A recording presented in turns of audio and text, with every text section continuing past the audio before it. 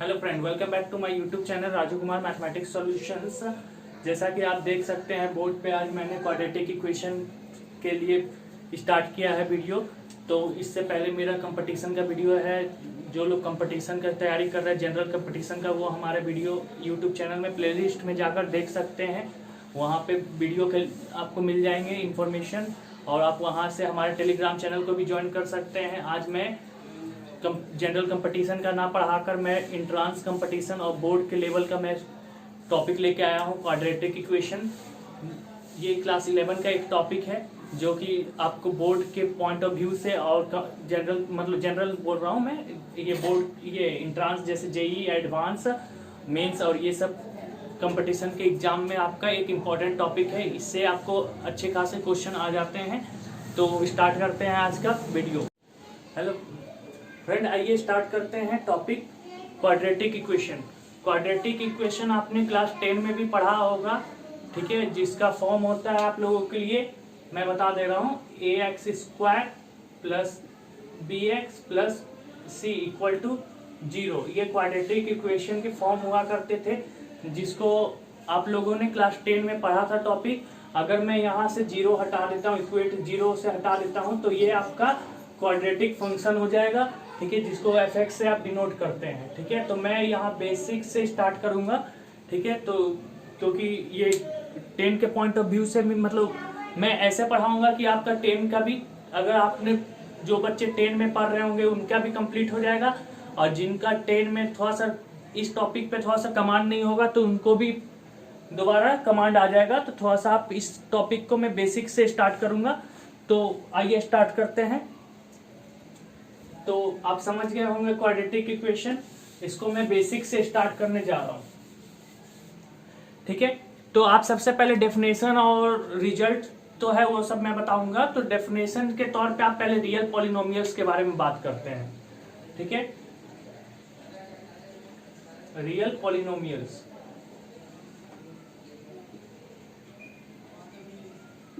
ठीक है। तो आप रियल पॉलिनोमियल्स के बारे में पहले हम बात करते हैं। तो मान लेते हैं कोई भी पॉलिनोमियल जो होगा, आपको मैंने पॉलिनोमियल्स के बारे में बता रखा है। मान लेते हैं कोई भी हमने जनरल पॉलिनोमियल ले रखा है, इसको आप a1 x पे power n plus a2 x to power n minus 1 plus a3 x to power n minus 2 dot dot dot करके आप यहाँ तक लास्ट में an ले आते हैं। तो ये पॉलिनोमियल्स होते हैं, ठीक है। अब ये पॉलिनोमियल से यहाँ पे आपको कोई दिक्कत होने वाली बात नहीं है। पॉलिनोमियल जो डिग्री n है, अभी यहाँ मैं डिग्री भी साथ साथ बता देता हूँ कि ये एक पॉलिनोमियल है जिसके ये जो a1 है, a2 है, a3 है, ये सब आप कोफिशिएंट बोलते हैं, ठीक है। और आप जहाँ पे आप देखिए n डिग्री का पॉलिनोमियल है, तो अगर ये n डिग्री का पॉलिनोमियल है तो a1 नेवर बी 0। तो ये चीज हमेशा ध्यान दीजिएगा। अगर कोई n डिग्री का पॉलिनोमियल है तो उसका जो कोफिशिएंट होगा x टू पावर n का, वो कभी भी 0 नहीं होना चाहिए। तो ये चीज थोड़ा ध्यान दीजिएगा। तो ये n डिग्री का पॉलिनोमियल है। अब यहीं पे अब बात करते हैं, अगर x का वैल्यू रियल आता है, अगर इस सॉल्यूशन ये पॉलिनोमियल में हम x का वो वैल्यू पुट करें जिससे ये रियल वैल्यू शो करे, ठीक है। अगर a1 a2 a3 सब रियल नंबर आ जाए तो, और x भी एक रियल वेरिएबल हो, ठीक है, तो ये सब पॉलिनोमियल्स को हम बोलेंगे रियल पॉलिनोमियल्स, ठीक है। a1 a2 रियल नंबर होगा और x जो भी होगा वो रियल वेरिएबल होगा। तो इस तरह के पॉलिनोमियल्स आपको क्या कहलाएंगे? रियल पॉलिनोमियल्स, ठीक है। इसके मैं कुछ ये एग्जांपल लिख देता हूं। अब रियल पॉलिनोमियल्स के कुछ भी एग्जांपल हो सकते हैं। मान लीजिए fx हमने दे दिया है x² प्लस 7x प्लस 2। अब यहाँ पे देखिए इसका कोफिशिएंट क्या है, 1 है। इसमें तो x का डिग्री ही नहीं है, तो x नथिंग है, मतलब x पे पावर 0 है समथिंग। तो यहाँ पे आप देख सकते हैं सबका कोफिशिएंट रियल नंबर है, और x पे आप कोई भी रियल वैल्यू पुट कीजिए, आपको एक फंक्शन आ जाएगा। तो ये आपका एक नॉर्मल सा रियल पॉलिनोमियल्स हो गया। आइए बात करते हैं कॉम्प्लेक्स पॉलिनोमियल्स का, ठीक। तो मैं रियल हटा देता हूँ यहाँ से, यहाँ पे सिर्फ मैं कॉम्प्लेक्स लिख देता हूँ, ठीक है। कॉम्प्लेक्स नंबर मैंने आप लोगों को पढ़ाया है, आप लोग हमारे क्लास 11 के प्लेलिस्ट में जाकर देख सकते हैं। कॉम्प्लेक्स का चैप्टर का मैंने वीडियो बना रखा है, वहां से आप कॉम्प्लेक्स नंबर देख सकते हैं। मैं उतना डीपली जाऊंगा नहीं, मैं बस बेसिकली बता देता हूं। कॉम्प्लेक्स नंबर जो होते हैं, कॉम्प्लेक्स नंबर जो होगा वो आप हम जेड से डिनोट करते हैं, ठीक है। इसको हम x प्लस आई वाई के फॉर्म में लिखते हैं, जहां पे x और y रियल नंबर होता है और i जो होता है वो इमेजिनरी नंबर को डिनोट करता है, और जहां पे i का वैल्यू आपका रूट अंडर -1 होता है। तो ये बेसिक इन्फॉर्मेशन है।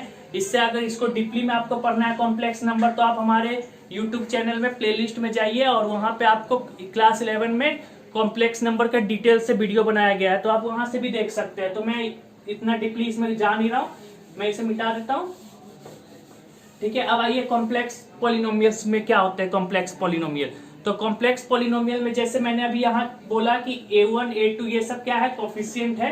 तो कॉम्प्लेक्स पॉलिनोमियल में ये सब कॉम्प्लेक्स नंबर होंगे और x जो होगा वो कॉम्प्लेक्स वेरिएबल होगा। तो ये आपका कॉम्प्लेक्स पॉलिनोमियल कहला जाएगा। मान लेते हैं a1 के जगह पे आप यहाँ पे आप कुछ इस टाइप में ले लिया जाए, 1 प्लस आई एक्स स्क्वायर इस टाइप में ले लिया जाए, तो यहाँ पे आपका कॉम्प्लेक्स पॉलिनोमियल ये बनना चालू हो जाएगा, ठीक है। तो कॉम्प्लेक्स पॉलिनोमियल आप समझ चुके होंगे। अब मैं इसको मिटा देता हूँ। अभी मैं बेसिकली एक इक्वेशन रखता हूँ जिसको मैं आगे बताऊंगा अभी, ठीक है। तो ये हमारा पास n डिग्री का पॉलिनोमियल है, ठीक है। जैसा कि आप देख सकते हैं, हम लोग इसको एक इक्वेशन फंक्शन मान लेते हैं f(x) करके, ठीक है, जो कि n डिग्री का पॉलिनोमियल है।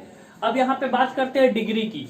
तो x पे जो हाईएस्ट पावर होता है, ठीक है, यहाँ पे आप हाईएस्ट पावर देख सकते हैं, ये n है, ठीक है। मैं इसको गोल कर दिया, इसको मिटा देता हूं मैं, ठीक है। x to the power n, तो ये हाइयर पावर है, तो ये n डिग्री का पॉलिनोमियल हो गया। अब मान लेते हैं अगर कोई यहाँ से हटा देता है, ठीक है, अब पॉलिनोमियल ही स्टार्ट होता है यहाँ से आपका, ठीक है, n-1 से। तो ये जो नया पॉलिनोमियल होगा उसका डिग्री जो होगा वो n-1 होगा, ठीक है। इसी टाइप में आप समझ सकते हैं, क्लास 9 में भी आप लोग पढ़े होंगे, इस तरह का एक टॉपिक था भी शायद पॉलिनोमियल्स का, ठीक है। तो वहां पे आपने पढ़ा होगा, तो आप डिग्री समझ चुके होंगे। तो अब इसी टाइप के हैं। अब ये ही, अब पॉलिनोमियल इक्वेशन क्या होता है, ठीक है। मैं इसे मिटाता हूं पहले। तो मैंने आप लोगों को डिग्री ऑफ पॉलिनोमियल्स बता दिया। अब आइए बात करते हैं पॉलिनोमियल इक्वेशन की। तो पॉलिनोमियल इक्वेशन, तो सबसे पहले तो हम लोग पॉलिनोमियल फंक्शन ही आप लोग को एक तरह से दिखा देते हैं पहले। तो a1 x to power n plus a2 x to power n-1 plus dot dot करते करते अगर हम बात करें तो an-1 x प्लस an, ठीक है। तो ये आपका पॉलिनोमियल फंक्शन होता है, जहां पे मैंने आपको बता दिया ये डिग्री है, ये सब a1 a2 a3 ये कोफिशिएंट कहलाता है। अगर इसी को मैं इक्वेट कर दूं 0 से, तो यही हो जाएगा पॉलिनोमियल इक्वेशन, यही हो जाएगा। अगर इसको इक्वेट कर दूं 0 से, तो ये हो जाएगा आपका polynomial equation of degree n, ठीक है। तो यहाँ पे आप इस टाइप में समझ सकते हैं, जितना आपका हाईएस्ट पावर रहेगा x पे, जितना हाईएस्ट पावर होगा वो उस डिग्री का मतलब पॉलिनोमियल इक्वेशन होगा, ठीक है। तो आप बात करते हैं, हम लोग यहाँ पे क्वाड्रेटिक इक्वेशन का बात किए हैं, ठीक है। तो अगर आप सिंपल सा देखे होंगे तो एक तो कांस्टेंट फंक्शन, फिर एक लीनियर फंक्शन होता था, ठीक है, फिर क्वाड्रेटिक, ठीक है, तो फिर क्यूबिक पॉलिनोमियल फंक्शन है कुछ, ये क्वाड्रेटिक इक्वेशन कम समथिंग आ रहा था, ठीक है। तो हम लोग को बात करना है मेनली क्वाड्रेटिक इक्वेशन का, ठीक है।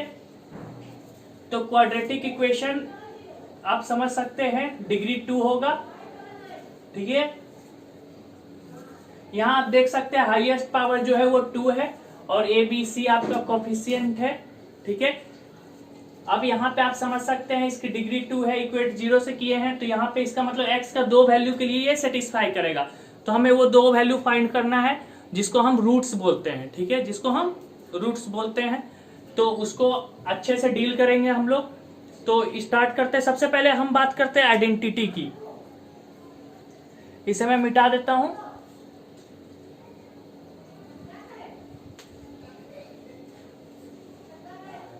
ठीक है, आइडेंटिटी एक क्या है, सिंपल सा आप समझ सकते हैं आइडेंटिटी का मतलब क्या है, कि अगर इस टाइप का कोई इक्वेशन आपको मिल जाए, x प्लस 6 का होल स्क्वायर, x प्लस 6 का whole square minus 12x is equal to, आप देखिएगा तो यहाँ पे आपका अगर x स्क्वायर प्लस 36 आ जाए, तो इस टाइप के इक्वेशन को हम आइडेंटिटी बोलते हैं। इसको आप माइंड में रखिएगा। तो आप यहाँ से नोटिस कीजिएगा, अगर इसको आप स्प्लिट कीजिएगा तो यहाँ पे आपका आ जाएगा x square plus 12x plus 36 minus 12x। तो 12x और माइनस 12x कट जाएगा, आपका इधर भी आएगा एक्स स्क्वायर प्लस 36 और इधर एक्स स्क्वायर प्लस 36। तो आप देख रहे हैं दोनों साइड में सेम आ गया। तो इस टाइप के जब कोई भी होंगे इक्वेशन तो उसको हम बोलते हैं आइडेंटिटी इक्वेशन। ठीक है, आइए बात करते हैं रूट्स ऑफ इक्वेशन पे। तो आइडेंटिटी आप समझ में आ गया। अगर दोनों साइड इक्वेशन सॉल्व करने, दोनों साइड में जो फंक्शन है उसको सॉल्व करने पे अगर दोनों साइड सेम आ जाए तो उसको बोलते हैं आइडेंटिटी फंक्शन। तो इक्वेशन आपको मैंने बता दिया है, अब रूट्स ऑफ इक्वेशन पे बात करते हैं। रूट्स ऑफ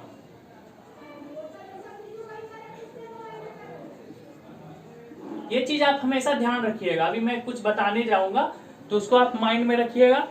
और जो लोग अभी तक हमारे चैनल को सब्सक्राइब नहीं किए हैं वो जाकर चैनल को सब्सक्राइब कर सकते हैं। मैं धीरे इसलिए पढ़ा रहा हूं क्योंकि सबको समझ में आए। अगर आप ज्यादा अच्छे तरह से जल्दी कैप्चर कर सकते हैं चीजों को तो आप हमारे वीडियो को स्पीड करके भी देख सकते हैं, आपको अच्छी तरह से समझ में आ जाएगा। ठीक है, रूट्स ऑफ इक्वेशन पे बात करते हैं।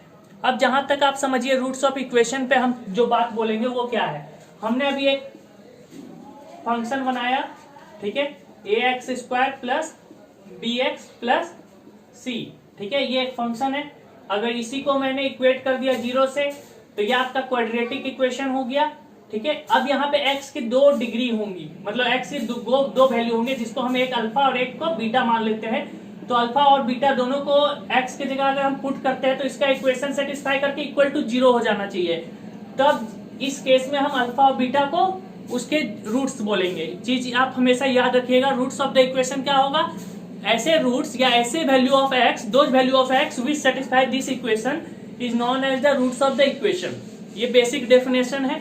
तो यहाँ पे आप सिंपल सा देख सकते हैं, अगर हम इसको रूट्स बोल दे, अगर आपको वीडियो में कुछ भी डाउट होता है तो आप हमें कमेंट में करके बता सकते हैं। ठीक है, तो ये रूट्स अगर हम मान लेते हैं, 2 रूट्स दिए गए हैं अल्फा और बीटा, तो अल्फा और बीटा अगर इस इक्वेशन को सेटिस्फाई करे इक्वल टू 0 हो जाए तो यहाँ पे हम बोलेंगे अल्फा और बीटा जो होगा वो रूट्स होंगे। ठीक है, अब रूट्स निकालने के अलग अलग मेथड है। ठीक है, तो एक तो आपका सिंपल सा था फैक्टराइजेशन मेथड जिसको आपने 9 में भी किया था। ठीक है, मैं एक करके बता देता हूं। जैसे अगर हम ले लेते हैं x square plus 5x plus 6, ठीक है, इक्वल टू 0। यहाँ एक हमारे पास क्वाड्रेटिक इक्वेशन है, इसका हमें रूट्स फाइंड करना है। ठीक है, एक चीज आप हमेशा याद रखिएगा, जो रूट्स ऑफ द इक्वेशन है वो हमेशा क्वाड्रेटिक इक्वेशन में निकलता है। ठीक है, और जीरोज जो होते हैं, देखिएगा बहुत क्लास 9 में आपने पढ़ा था, शायद चैप्टर 2 का एक टॉपिक है find the zeros of the polynomials. ठीक है, तो वहां पे आपका फंक्शंस के जीरो निकलते हैं और रूट्स जो होते हैं वो आपके इक्वेशंस में होते हैं। तो ये चीज आप अपने माइंड में हमेशा रखिएगा कि रूट्स और जीरोज जो है वो कुछ हद तक अभी बात करेंगे हम लोग। तो रूट्स जो होंगे वो इक्वेशंस में होंगे और जीरोज जो होंगे वो आपके फंक्शंस में होंगे। तो ये चीज आप अपने माइंड में रखने का कोशिश कीजिएगा। आइए बात करते हैं रूट्स निकालने का। तो ये एक जनरल सा क्वाड्रेटिक इक्वेशन है। तो यहाँ पे आप देख सकते हैं, एक तो क्लास 9 का आपने जो पॉलिनोमियल्स पढ़ा था उसमें हमने जीरोज पे बात की थी। तो यहाँ पे हमने एक फैक्टराइजेशन मेथड लगाएंगे। मान लेते हैं इसके 2 रूट्स हो जाते हैं अल्फा और बीटा।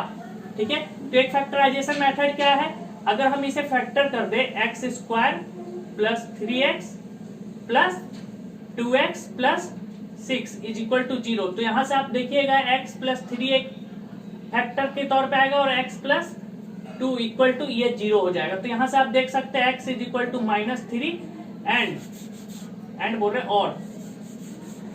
और x इज इक्वल टू -2। यहाँ पे 2 रूट्स आ गए आपका, एक -3 और एक -2। तो ये एक तरीका है जिसको आप फैक्टर मेथड से क्लास 9 में भी किए होंगे। क्लास 10 आपने पास कर लिया होगा तो क्लास 10 में आपने इसको किया ही होगा।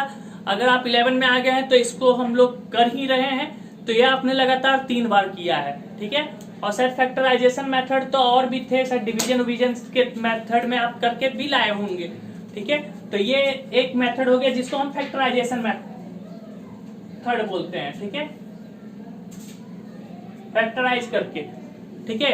तो फैक्टराइज वाला करके आप कर सकते हैं। तो फैक्टराइजेशन में क्या था, सिंपल सा, हम किसके कोफिशिएंट, एक कांस्टेंट टर्म के कोफिशिएंट और एक्स स्क्वायर वाले के कोफिशिएंट को मल्टीप्लाई करते थे और फैक्टर करते थे और उसको दो ऐसे भाग में तोड़ते थे कि जिनका सम जो हो वो बीच वाला आ जाए, मतलब कोफिशिएंट ऑफ एक्स, और जिनको प्रोडक्ट करे वो आपका multiple of product of coefficient of a1 and, मतलब यहाँ पे अगर इस टाइप का फंक्शन देखा जाए तो जो अल्फा इंटू बीटा जो होता था वो प्रोडक्ट ऑफ a इंटू सी होता था, समथिंग इस टाइप में आप बात करेंगे यहाँ पे।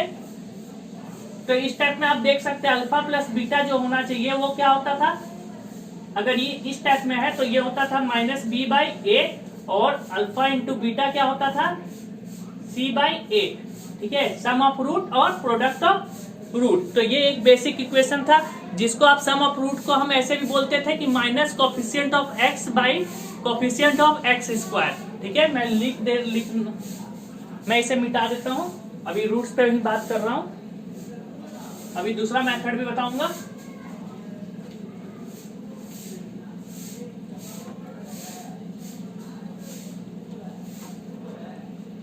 ठीक है,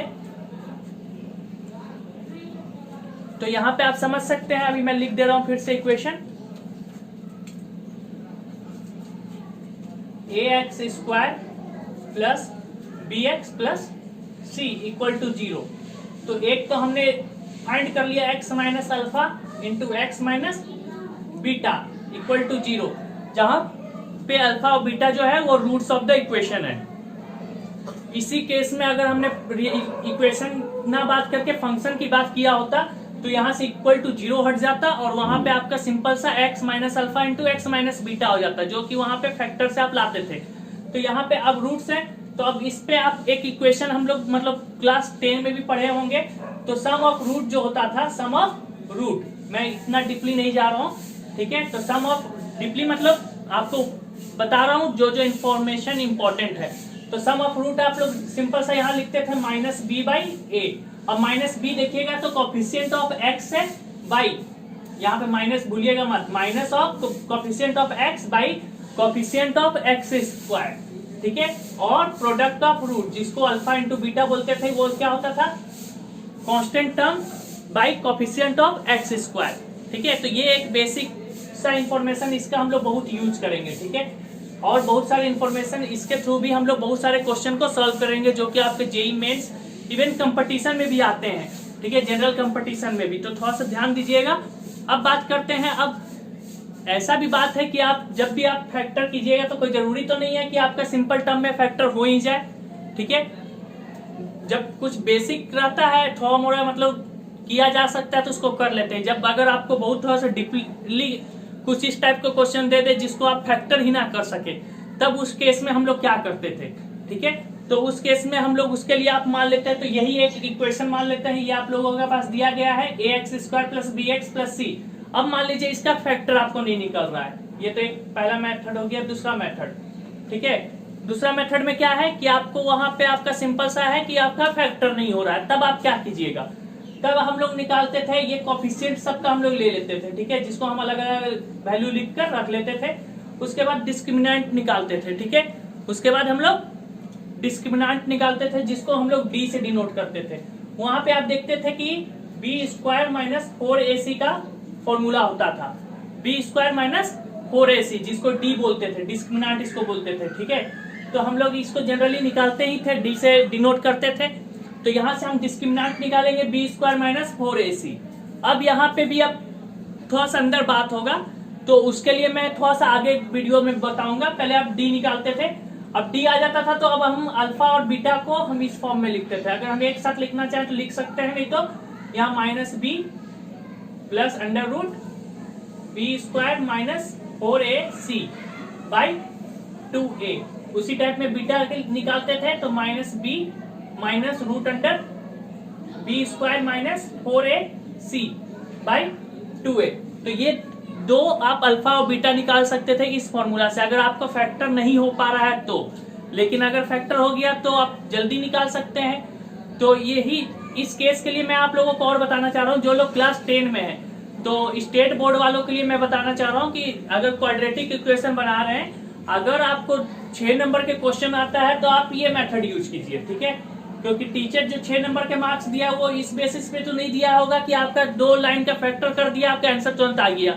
वो पहले रूट्स देखना चाहता है, पहले उसका डिस्क्रिमिनेंट देखेगा, फिर वो रूट का टाइप देखेगा कि वो रूट रियल है कि इमेजिनरी है कि इक्वल है या अनइक्वल है, कुछ इस टाइप का रूट्स देखेगा। रूट्स के प्रॉपर्टी देखेंगे, फिर उस रूट्स को अल्फा बीटा इस टाइप में निकालना पड़ेगा, ठीक है।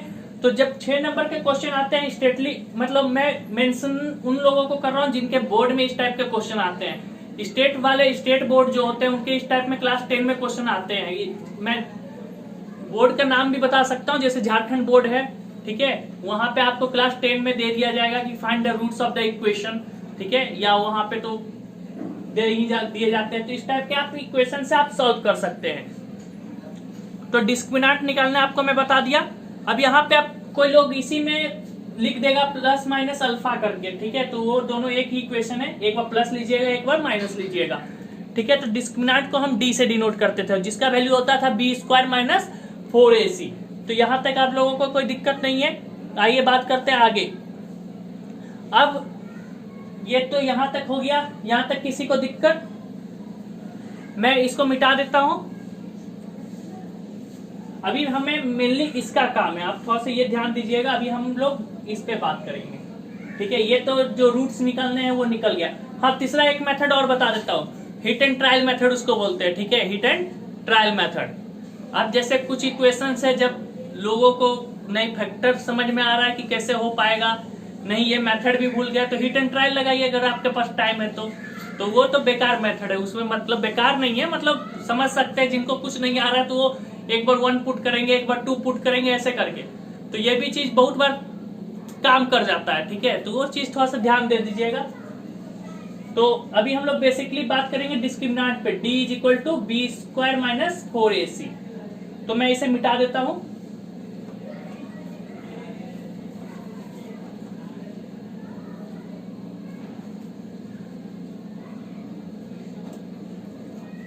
तो यहां पे आप नेचर ऑफ रूट्स के बारे में बात करेंगे, क्वाड्रेटिक इक्वेशन, ठीक है।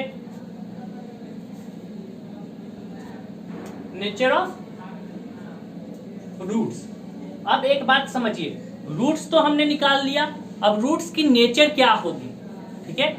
तो ये चीज आप जानते होंगे ना, रूट्स की नेचर जैसे इंसान के नेचर होते हैं उसी टाइप के रूट्स के नेचर होंगे। भाई रियल पी एग्जिस्ट करेगा या नहीं करेगा, या इमेजिनरी होगा, सपनों में घूम रहा होगा, ठीक है। तो थोड़ा सा ध्यान देंगे अभी नेचर ऑफ रूट्स के बारे में। तो सबसे पहले इस पे बात करते हैं डी। तो डी का वैल्यू क्या था, B square minus 4ac। D को मैंने बता दिया, जिसको हम डिस्क्रिमिनेंट बोलते हैं, ठीक है। और ये किस कहां से आएगा, तो इक्वेशन आपके होंगे ax square plus bx plus c equal to 0। तो ये यहां से आता है, डिस्क्रिमिनेंट हम निकालते हैं, ठीक है। और a b c हमने आपको बता दिया है कि a b और c जो तीनों होगा वो रियल नंबर होगा। एंड आपका कोफिशिएंट मैंने बोला था कि एक्स स्क्वायर का कोफिशिएंट 0 नहीं होना चाहिए, ठीक है। एक्स स्क्वायर का कोफिशिएंट 0 नहीं होना चाहिए। तो यहां से आप एक चीज ध्यान दीजिएगा। चलिए अब बात करते हैं, स्टार्टिंग करते हैं इस पे। यहाँ पे हम लोग कुछ 6 टॉपिक पे से बात करना चालू करेंगे। सबसे पहला केस हम लोग लेते हैं, मान लेते हैं केस नंबर 1, डी का वैल्यू ग्रेटर देन 0। डी का वैल्यू ग्रेटर देन 0। तो यहाँ पे आप समझिए डी का वैल्यू ग्रेटर देन 0 मतलब ये value B square minus 4ac value जो होगा वो ग्रेटर देन 0 होगा। तो इस तरह के केस में आप क्या पाइएगा कि रूट्स जो होगा वो रियल होगा, ठीक है। Roots are real and distinct. Distinct मतलब ये चीज आप जानते ही होंगे, डिस्टिंक्ट मतलब अलग, ठीक है। अगर एक रूट अल्फा है तो दूसरा रूट बीटा होगा, और अल्फा और बीटा दोनों अलग अलग होंगे, तो इसमें कोई दिक्कत नहीं होगा।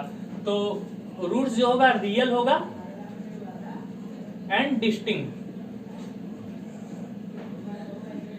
ठीक है। Roots are real and distinct. Case 2 ले रहे हैं, d इक्वल टू 0। तो real and equal, roots are real and equal. तो बहुत जगह आपको ये d ग्रेटर देन और इक्वल टू 0 भी करके दिखा दिया जाएगा कि roots are real and equal तो नहीं बोलेगा, फिर रूट्स आर रियल के केस आ जाएंगे वहां पे, क्योंकि ग्रेटर देन में डिस्टिंक्ट होगा। डिस्टिंक्ट मतलब अलग अलग रूट्स, और अगर इक्वल टू 0 हो जाता है तो रियल और साथ साथ जो दोनों रूट्स निकलेंगे अल्फा और बीटा वो दोनों वैल्यू सेम हो जाएगा।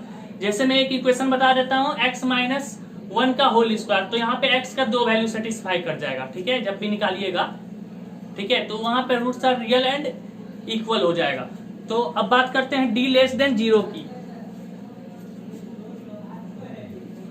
d लेस देन 0 की इस तरह का केस में आप पाइएगा कि रूट्स जो होंगे वो इमेजिनरी होंगे।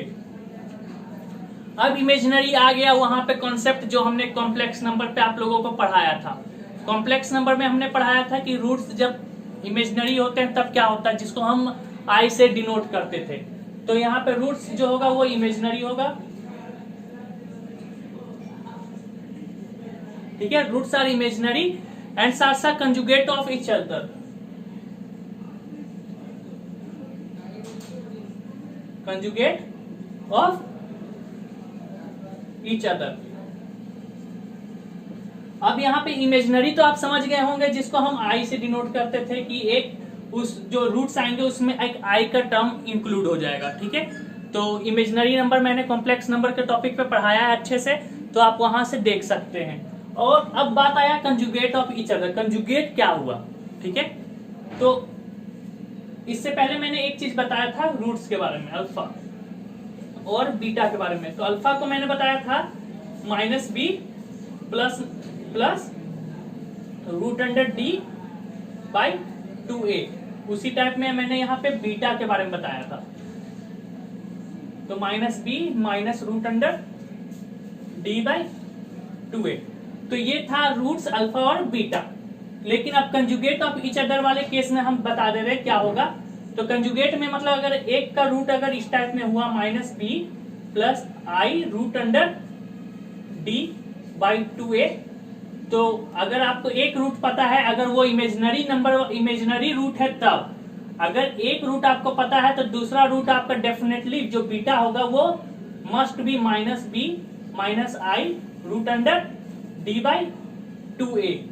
अब कंजुगेट को मैं यहाँ पे शॉर्ट से बता देता हूं। अगर z आपका x प्लस आई वाई है तो z का जो कंजुगेट होगा वो हमेशा, मैंने आपको उस वीडियो में भी कॉम्प्लेक्स नंबर वाले वीडियो में बताया था कि क्या हो जाता है, इमेजिनरी नंबर का जो साइन है वो चेंज हो जाता है। अगर यहाँ प्लस इमेजिनरी नंबर है तो यहाँ माइनस इमेजिनरी नंबर हो जाएगा। तो यहाँ देखिए, नोटिस कीजिए, अगर एक रूट आपका पॉजिटिव है आई रूट डी, तो दूसरा डेफिनेटली आपका minus root i root D हो जाएगा, ठीक है। तो ये चीज आप ध्यान दीजिएगा। तो ये हो गया आपका सिंपल सा कंजुगेट के टॉपिक के बारे में, ठीक है। मैं इसको यहाँ पे मिटा देता हूं। यहां तक किसी को दिक्कत? ये आपका बेसिक इंफॉर्मेशन है रूट्स के बारे में। अभी और है टॉपिक पे बता रहा हूं। ये तीन पॉइंट हुए हैं।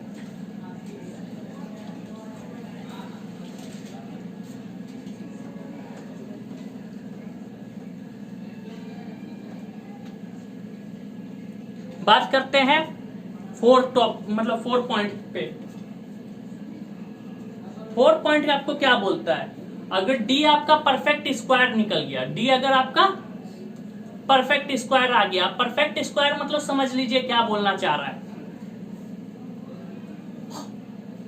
d का वैल्यू क्या था हम लोग का, बी स्क्वायर माइनस 4ac, यही है परफेक्ट स्क्वायर। मतलब d का जब रूट निकालेंगे, स्क्वायर रूट, तो ये एक रियल नंबर दे दे, मतलब रियल इंटीजर दे दे, इंटीजर, रियल नंबर तो नहीं बोलूंगा, इंटीजर दे दे, ठीक है। अगर रूट डी जो होगा वो इंटीजर वैल्यू दे दिया, दैट्स मीन जो डी होगा वो परफेक्ट स्क्वायर होगा। तो इस तरह के केस में आप देखिएगा, अगर डी आपका परफेक्ट स्क्वायर हो जाएगा तो जो रूट्स होगा वो रेशनल होंगे। रूट्स जो होगा मैं बता देता हूं, ये परफेक्ट स्क्वायर, परफेक्ट, ये वाला पूरा वैल्यू आप ध्यान दीजिएगा, परफेक्ट स्क्वायर, ठीक है। अगर d जो है परफेक्ट स्क्वायर है, that's mean under root D is equal to integer, तो यहाँ जो रूट्स होंगे, रूट्स आर रेशनल। आप देख सकते हैं हम लोग एक ही टॉपिक से अलग अलग टॉपिक पे घुस रहे हैं। पहले हमने रियल में गया, फिर हम लोग कॉम्प्लेक्स नंबर में घुस गए, कॉम्प्लेक्स के बाद अब रेशनल नंबर में घुस रहे हैं, रेशनल के बाद अभी इरेशनल में घुसेंगे, ठीक है। रूट जो हो गए रेशनल नंबर होंगे। अब रेशनल नंबर तो पता ही होगा, p बाई क्यू के फॉर्म में होता है, जहां पे q 0 नहीं होता। आप देखिए, अगर सही तरीका से पढ़िएगा तो हम लोग एक ही टॉपिक से बहुत सारे टॉपिक को कोरिलेट कर सकते हैं। अगर आपस में जैसे जैसे आगे बढ़ते जाएंगे टॉपिक बाय टॉपिक आपस में रिलेट होते जाएगा।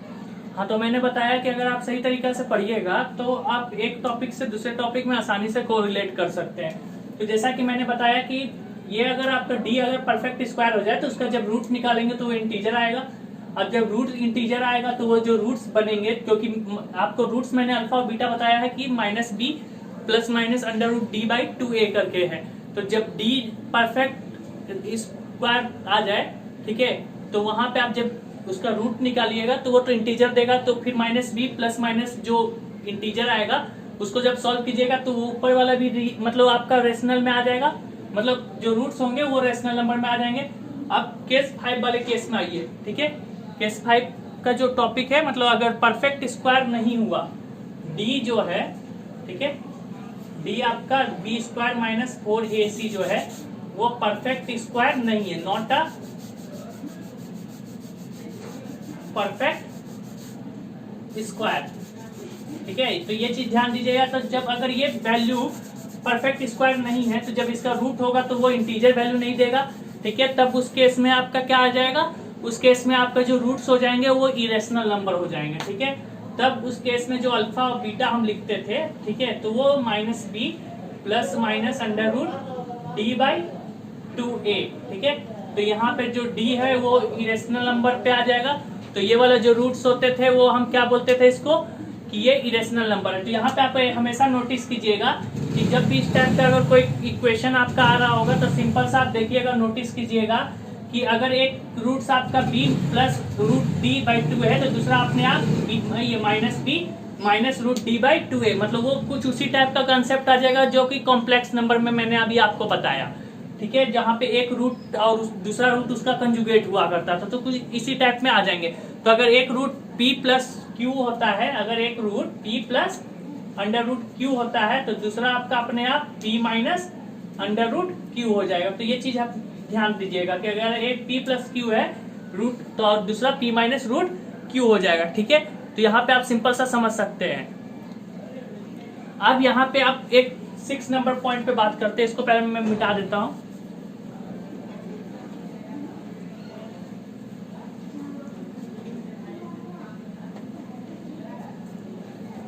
अब 6 नंबर के पॉइंट पे बात करता हूं। 6 नंबर जो पॉइंट है वो आप थोड़ा ध्यान दीजिएगा कि अगर ax² plus bx plus c है इक्वल टू 0 है, और जहां पे a equal to b equal to c equal to अगर 0 हो जाए तो यहाँ पे आप समझिएगा कि x का जो वैल्यू होगा मोर देन 2 वैल्यू से जो उसका जो रूट्स होगा मोर देन 2 रूट्स होंगे, ठीक है।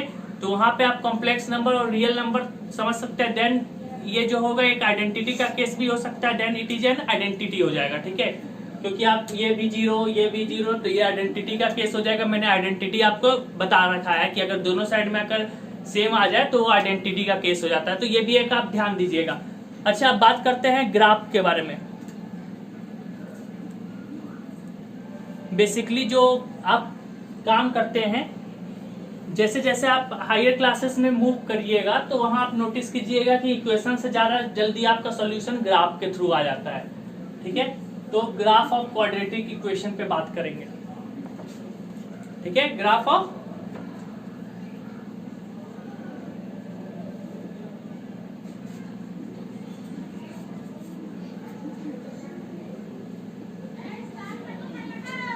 ठीक है, graph of a quadratic equation. तो यहाँ से सिंपल सा समझ सकते हैं y इज इक्वल टू हमारा fx जो ग्राफ है, y is equal to fx जो कि हम ax² plus bx plus c लेते हैं, ठीक है। यहाँ पे आप समझ सकते थे। और यहाँ पे मैंने आपको बताया था a b और c जो होगा वो रियल नंबर होगा, a b c real number होगा, साथ साथ जो a होगा वो 0 नहीं होना चाहिए। तो ये क्वाड्रेटिक का कंडीशन था। अब यहाँ पे आप सिंपल सा समझ सकते हैं, आप लोग पढ़े होंगे क्लास 11 में कि अभी तक टॉपिक आपका तो आया नहीं होगा क्लास 11 में, मतलब पैराबोला, हाइपरबोला, इलिप्स और सर्कल टाइप में। तो ये अब ये जो इक्वेशन होते हैं इसको हम बोलते हैं इक्वेशन ऑफ पैराबोला, ठीक है। इक्वेशन ऑफ पैराबोला, ये पैराबोला का इक्वेशन होता है, ठीक है। पैराबोला अगर कोई लोग नहीं देखे हैं तो मैं पैराबोला दिखा देता हूँ। ये कुछ पैराबोला का ग्राफ है, कुछ ऐसे होगा, ठीक है। कुछ आपका ऐसे होगा, कुछ आपका ऐसे होगा। तो ये पैराबोला का ग्राफ है। अब इस ग्राफ में को कैसे प्लॉट किया जाएगा, कैसा ग्राफ बनेगा, वो चीज थोड़ा ध्यान दीजिएगा। ये जो जितने भी ग्राफ है ये सीधे डिपेंड करेंगे आपके डी वाले केस पे। डी मतलब डिस्क्रिमिनेंट और A for coefficient of x square वाला। तो ये दो वैल्यू पे पूरा जो इसके जितने भी मतलब ग्राफ होंगे क्वाड्रेटिक इक्वेशन के, ये दोनों पे डिपेंड करेगा। तो अब स्टार्ट करते हैं आप लोग। अब एक चीज ध्यान दीजिएगा, अगर आपका a ग्रेटर देन 0 है तो जो ग्राफ होगा, ठीक है, वो हमेशा जो उसका ओपन वाला पार्ट होगा, ग्राफ जो होगा वो parabola open upward, parabola open upward, upward मतलब समझते हैं ना, ऊपर की ओर खुलेगा। ठीक है, यहाँ पे हम मेनली दो ही टाइप के ग्राफ पे बात करेंगे, एक या तो ऊपर खुलेगा, एक तो या तो नीचे खुलेगा। तो ये चीज ध्यान दीजिएगा, अगर a ग्रेटर देन 0 है और दूसरा केस a लेस देन 0 है तो ग्राफ यही रहेगा, लेकिन वो डाउनवर्ड होगा। क्या हो जाएगा? ठीक है, कुछ इस टाइप का। अभी मैं बता नहीं रहा हूँ कि कर रहा है या नहीं कर रहा है, वो तो बात की बात है। अभी तो मैं उसको बस ये बेसिकली आप समझिए, एक ऊपर की ओर खुलेगा, एक नीचे की ओर खुलेगा। ठीक है, अब यहाँ पे आप बात करते हैं सिंपल सा बात। ठीक है, तो अब यहाँ पे जितना भी बात होगा वो जो पैराबोला का जो होगा वो पैरेलल टू एक्स एक्सिस होगा। ठीक है, जो एक्सिस ऑफ पैराबोला होगा, क्योंकि हम लोग फंक्शन क्या लिखे हैं, y equal to F X, तो एक्सिस जो होगा पैराबोला का वो पैरेलल टू एक्स एक्सिस, ये पैरेलल टू y एक्सिस होगा। ठीक है, एक्सिस ऑफ पैराबोला, एक्सिस इसको बोलते हैं। ठीक है, ये ध्यान दीजिएगा, ये एक्सिस है पैराबोला का, पैराबोला का ये एक्सिस है। ठीक है, तो ये एक्सिस किसके पैरेलल हो जाएगा, y एक्सिस के। ठीक है, तो ये चीज ध्यान दीजिएगा कि जो axis of parabola is parallel to the y axis. तो ये चीज ध्यान दीजिएगा। बात करते हैं टॉपिक पे, स्टार्ट करते हैं ग्राफ बनाना। ठीक है, तो मैं इसको मिटाते जाता हूं।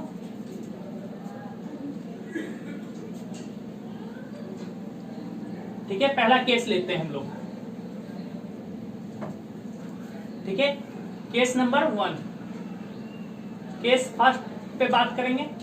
अब केस फर्स्ट पे a ग्रेटर देन 0 है एंड d ग्रेटर देन 0 है। ठीक है, a भी ग्रेटर देन 0 और d भी ग्रेटर देन 0। अब d ग्रेटर देन 0 का इसका मतलब आप समझ सकते हैं कि रूट्स जो होगा वो रियल होगा और डिस्टिंक्ट होगा। मैंने आपको शुरू में ही बता दिया है। तो अब a ग्रेटर देन 0 है, मतलब ग्राफ जो होगा वो ऊपर की ओर खुलेगा, और d ग्रेटर देन 0 है, इसका मतलब दो रूट होंगे। यहाँ पे जो अल्फा और बीटा होता है, एक्स एक्सिस को जहां काटता है ये ग्राफ, वही उसके रूट्स होते हैं। तो अल्फा और बीटा इसके रूट्स होंगे। अब देखिए, अल्फा और बीटा दोनों अलग अलग है, अल्फा बीटा दोनों अलग अलग है। केस 2 में आ जाइए, case second, a greater than 0 and d equal to 0। ठीक है, a ग्रेटर देन 0 और d इक्वल टू 0। तो इस तरह का केस में क्या हो जाएगा, a ग्रेटर देन 0 है तो इसका मतलब ये हमेशा ऊपर की ओर खुलेगा, और d ग्रेटर देन 0 है मतलब इसके एक जो रूट्स होंगे वो क्या हो जाएंगे, इक्वल और रियल तो है ही। तो अल्फा और अल्फा वाला केस है यहाँ पे। ठीक है, और यहाँ पे अल्फा और बीटा का केस है। ठीक है, अल्फा अल्फा अलग अलग लिख देता हूं मैं। ठीक है, रूट्स कौन कौन से हैं, अल्फा और, क्योंकि देखिए दोनों एक ही जगह पे टच किया है। तो इस तरह के केस में क्या हो जाएगा, रूट्स जो हो गया रियल और इक्वल। ठीक है, ये सिर्फ टच करके निकला है। ठीक है, किसी को यहाँ एक दिख रहा होगा लेकिन यहाँ पे दो रूट्स हैं।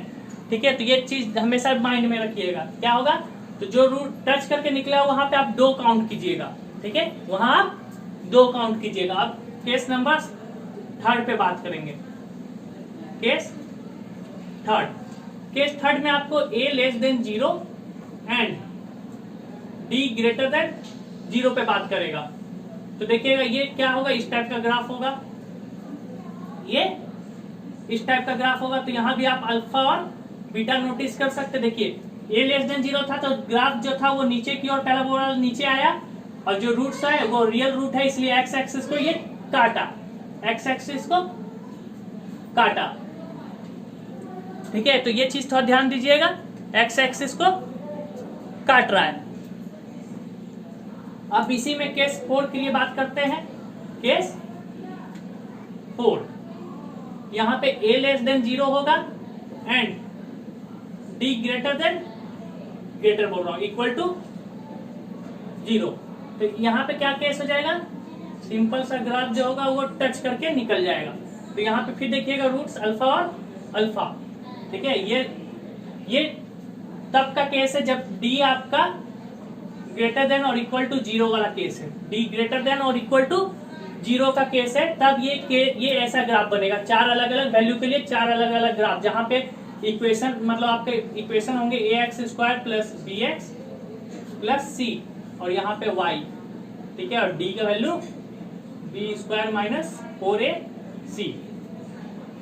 ये चीज समझ में आ गया। तो ये चीज थोड़ा सा ध्यान में रखिएगा। इस केस में देखिए जितने भी रूट्स हैं वो तो एक्स एक्सिस को कट कर रहा है या तो आपको टच कर रहा है, तो ये चीज आप माइंड में रखिएगा। आइए बात करते हैं आगे। अब इसका कोऑर्डिनेट जो आप निकालिएगा, ठीक है, कोऑर्डिनेट इसको बोलते हैं, ठीक है। कोऑर्डिनेट आपका जो होगा वो सिंपल सा क्या होगा, ठीक है। कोऑर्डिनेट इसको नहीं बोलते, ये तो आपका कोऑर्डिनेट आपका रखिए। The coordinate of the vertex of a parabola in the case क्या होगा आपका, सिंपल सा -b/2a, और एक में केस जो हो जाएगा वो क्या हो जाएगा, -d/4a, -d/4a। अब यहाँ पे आप बात करते हैं सेकेंड केस, मतलब जो नेक्स्ट केस है उसके लिए। मैं इसको मिटा देता हूं। ऐसे टोटल 6 ग्राफ हैं, तो 4 हो गए, 2 और बता दे रहा हूं मैं।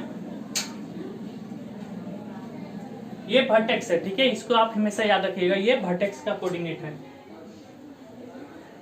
ये वर्टेक्स का कोऑर्डिनेट है, ठीक है। पैराबोला जो टॉपिक में पढ़ाऊंगा तो इसको अच्छे से बताऊंगा कि वर्टेक्स आप कैसे निकाल सकते हैं किसी भी मतलब पैराबोला का।